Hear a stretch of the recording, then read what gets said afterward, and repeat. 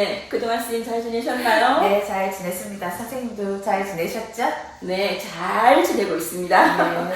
네, 여름이라서, 지금 한여름이라서 다들 여기 글쓰기 반 선생님들도 여름 휴가를 잘 계획하고 계신지 모르겠습니다. 우리 글쓰기님들도 좋은 여름을 잘 보내고 있을 거라고 믿습니다.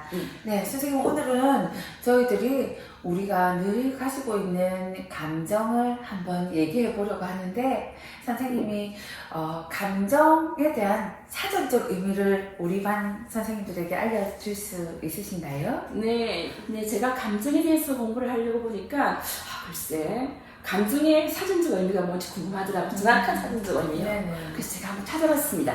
네, 감정이라는 것은 어떤 일이나 현상, 사물에 대하여 느끼어 나타내는 심정이나 기분이라고 되어 있습니다. 우리가 일상생활에서 감정을 떠나서는 매 순간순간이 나는 지금 이런 감정이야, 저런 감정이야 라고 생각을 못하지만 그 감정을 떠났으면 우리가 살아갈 수 없겠죠? 맞습니다. 항상 좀 기쁘다든지 슬프다든지 바란다든지 그런 감정을 늘 이렇게 우리가 감정에 연결되면서 시간이 흘러가는 것 같거든요. 맞습니다. 그래서 내 안의 감정의 흐름, 내 안의 감정에도 분명히 그 흐름이 있을 거예요. 금방 선생님이 말씀하신 것처럼 감정의 층을 쌓아보는 거예요. 기쁨은 오롯이 기쁨으로만 오지 않는다고 생각하거든요. 기쁨 속에 슬픔이 따라올 수도 있고, 그리고 슬픔 속에는 화남이 따라올 수 있을 수도 있고, 또 두려움 속에는 또 뭔가 안도감을 느낄 수 있는 그런 복합적인 감정의 층들이 쌓아간다고 생각되거든요. 감정을 글로 쓰자고 하다 보니까 제가 이런 말을 어디선가 읽었어요. 네. 세상에 나쁜 감정은 없다. 서툰 감정만 있을 뿐이다 라는 말을 읽은 적이 있는데 그 말이 좀 가슴에 탁 와닿더라고요. 우리들은 그만 선생님이 말씀하시고 우리 님들도 다 느끼고 있듯이 희노애락 여러 가지 감정 속에서 살고 있는데 감정 표현이 참 서툰 것 같아요. 그래서 감정을 글로 표현한다라고 하면 마찬가지 글쓰기처럼 막연하게 느껴질 때가 있거든요. 그럴 때 선생님 혹시 저희들한테 조언이나 아니면 좋은 팁을 주신다면 어떤 게 있을까요? 네. 서툰 감정이라든지 서툰 글쓰기에서 벗어날 수 있는 방법을 하나 말씀드린다면은 그냥 이렇게 막연하게 하얀 벽지를 주면서 한 편의 글을 써주시겠습니까? 라고 누군가가 이렇게 요구한다면은 대부분 다 우리들은 어떻게 무슨 글을 써야 될까? 하고 망설이게 되거든요. 맞습니다. 근데 이렇게 막연하게 글쓰기에서도 그냥 막연하게 하지 말고 종이를 한 장 주면서 오늘은 여기에다가 좀 이렇게 서운했던 감정에 대해서 보시겠습니까? 라고 말씀한다면은 우리가 이제 경험했던 것 중에서 어떨 때가 서운했지라고 해보면 몇 가지가 탁 떠오를 겁니다. 그렇게 하나의 이렇게 감정을 선택해서 제시한다면 좀 더 쉽게 글을 쓸 수 있지 않을까 싶습니다. 감정에 대해서 강원국의 글쓰기 한 부분에 이런 구절이 있어서 한번 또 같이 읽어보도록 할게요. 네. 감정을 모르면 쓸 수 없다. 글을 쓰려면 자신의 마음, 자기가 느끼는 감정을 알아야 한다. 그 이전에 표현할 감정이 있어야 한다. 정서가 풍부해야 한다. 감정을 긍정적인 것으로 받아들이고 자신의 감정에 주목하고 솔직하게 귀 기울여야 한다. 근데 여기에서 선생님, 네. 우리가 감정을 얘기하는데 솔직하게 나를 드러내지를 못하기 때문에 이런 감정을 글로 쓴다든지 아까 말했듯이 내재되어 있었던 무의식을 끌어내는 게 힘들지 않을까 하는 생각이 좀 드는데 우리가 타인을 의식하기 때문 아닐까요? 내가 이 글을 썼을 때 다른 사람이 읽어줄 때 아니면 독자가 아니면 뭐 편집을도 괜찮지만 상대방이 읽어줄 때 어떤 생각을 할까? 어떤 반응을 보일까라는 그런 생각을 하기 때문에 우리가 솔직해지지 못할 때가 많이 있거든요. 뭐 꼭 글이 아니라도 대화도 마찬가지잖아요. 우리가 이렇게 뭐 두 명이서 나누는 대화도 상대방 입장을 먼저 생각하다 보니까 솔직하지 못할 때가 있거든요. 그래서 솔직한 글쓰기를 하기 위해서는 솔직한 글쓰기가 곧 잘 쓴 글쓰기라고 생각할 수 있거든요. 자, 그런데 이렇게 감정을 이야기만 한다기보다는 감정을 묘사한 좋은 글들로서 여러분들하고 한번 소통을 해보고 싶은데 선생님 혹시 소개해 주실 만한 글이 있나요? 네, 이제 감정을 함께 생각해 보기 위해서 제가 나름 저희 집에 있는 책들을 쭉 보면서 아, 이런 데서 이런 감정이 느껴지지 않을까라는 생각을 해본 게 있거든요. 제가 가져온 텍스트를 한번 읽어보겠습니다. 네. 대청마루 앞 처마 밑에 낙수물은 아직도 떨어지는데 어디서부터 비를 맞았는지 아버지 몸에 숨김이 폴폴 난다. 분명 아침에 할미가 부랴부랴 챙겨준 파란 비닐 우산이 손에 들려서 있었는데 그 우산의 행방은 우리 아버지만 아실 일이다.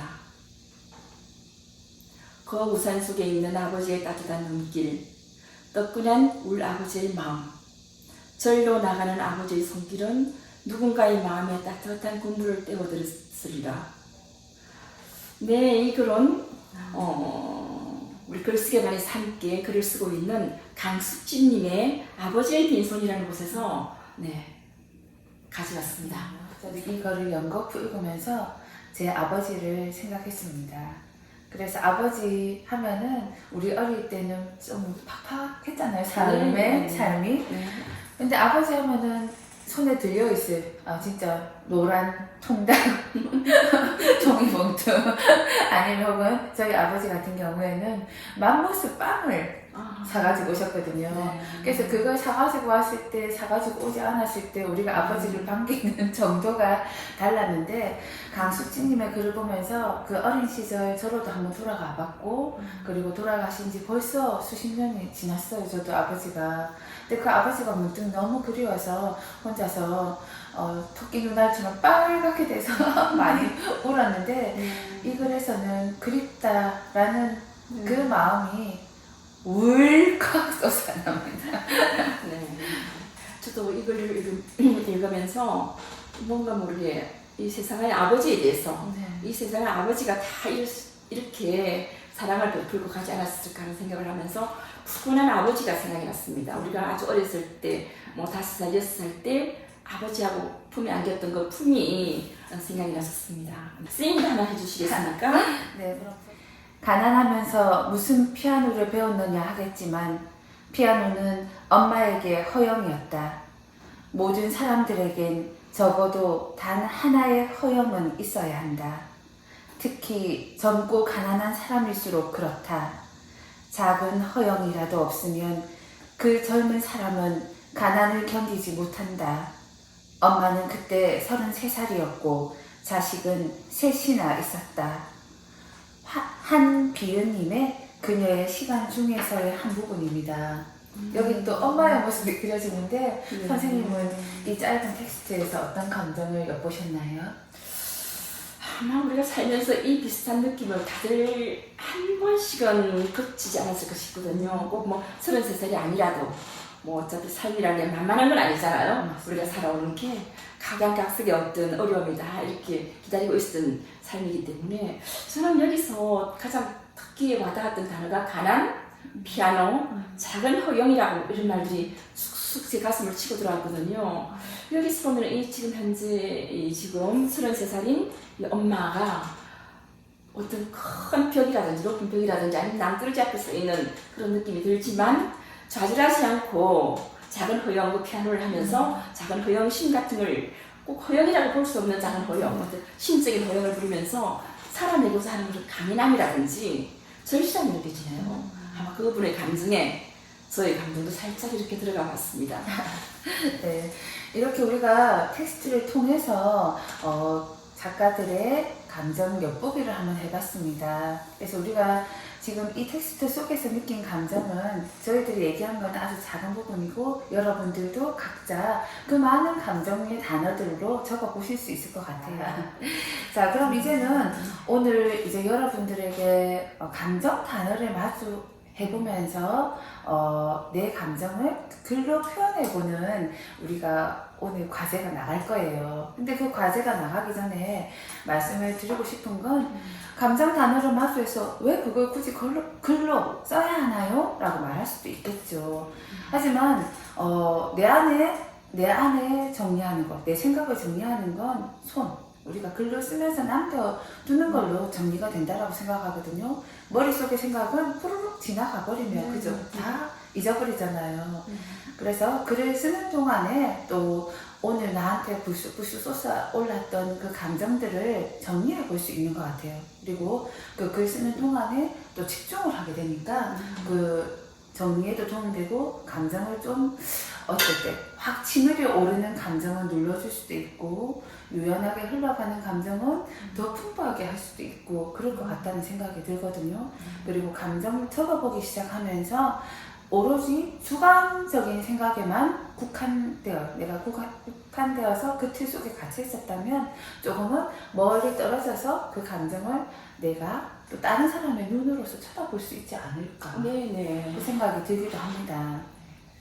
그래서 선생님, 그럼 오늘 우리 감정을 글로 나타내는 글쓰기에 대해서 아주 간단하게 얘기를 나눠봤는데 우리 글번님들에게 선생님 혹시 미션을 준다면 미션입니다. 아주 중요한 미션이니까 꼭 해주시기 바랍니다. 가장 아팠던 일도 괜찮고요. 그 다음에 그때 너무 어이없었어. 나 이런 실수를 왜 했는지 모르겠어라는 실수담도 괜찮고요. 그리고 아마 그때 그렇게 내가 결정하지 않았더라면 내 삶은 좀 다른 방향으로 가지 않았을까 하는 그런 후회스러운 일도 괜찮습니다. 이러한 일들을 가지고 한번 이렇게 솔직한 자기 자신의 내면과 마주하는 글쓰기를 해보는 게 오늘의 미션입니다. 자, 그리고 이제 우리 글쓰기 반에 너무 소통을 잘하고 있는 여러분들이 참 감사하게 느껴지는, 저희들도 감사하게 느껴지는 시간들인데 나 글을 못 써. 앞에 쓴 사람들 너무 잘 썼어. 그래서 아까 선생님 말씀하신 것처럼 누구에게 보이기 위한 글이 아니라 또 타인과 비교하기 위한 글이 아니라 서로 소통하는 글쓰기이기 때문에 주저하지 않고 글을 올려주시면 우리가 같이 공감하면서 그리고 또 어떤 부분 내가 만약에 좀 부족한 부분이 있다면 또 서로 얘기 나누면서 좀 더 발전적인 글쓰기를 할 수 있는 우리 반이 됐으면 좋겠다는 생각을 저는 한번 해보는데요. 선생님은 또 혹시 해주실 말씀 있으신가요? 네, 저도 글을 쓰는 사람이기 때문에 간혹 그런 질문을 받거든요. 네. 글 쓰기 힘들지 않느냐, 어렵지 않느냐. 물론 어렵고 힘들죠. 그렇지만 가장 중요한 걸 간과해버리는 게 많습니다. 뭐냐면 안 썼잖아요. 맞습니다. 일단 한 줄에서 써보시면은 내가 정말 글 잘 쓰는구나 하는 그런 어떤 생각에 분명히 들 겁니다. 일단 한 줄, 두 줄, 세 줄 그게 쓰는 게 문제지. 연필을 잡고 일단은 홍책이라든지 자판기 앞에 앉아서 시작하는 그 부분이 반입니다. 반만 하면은 그 나머지 반은 신기하게도 술술술 풀려가거든요. 그러니까 어렵게 생각하지 마시고 아까도 말씀드렸지만 잘 쓰려고 하지 마세요. 그냥 있는 그대로 쓰다 보면은 분명 좋은 글이 탄생할 거라고 저 확실합니다. 오늘은 우리가 감정에 대해서 좀 이렇게 서로 얘기도 나눠보고 또 어떻게 하면 될까 하는 감정의 흐름에 대해서 오늘 살펴본 시간이었습니다. 네, 오늘 우리가 미션에서 아주 어려운 미션을 들었지만 그 미션을 한 번쯤 이렇게 도전을 해보면서 좋은 글들이 나올 수 있도록 선생님과 저는 기다리겠습니다. 네, 여러분들의 글을 기다리면서 더운 여름 잘 견뎌내시고 우리가 만날 날 반갑게 만났으면 좋겠습니다. 네. 오늘 시간은 여기까지 하도록 하겠습니다. 네, 수고하셨습니다. 수고하셨습니다.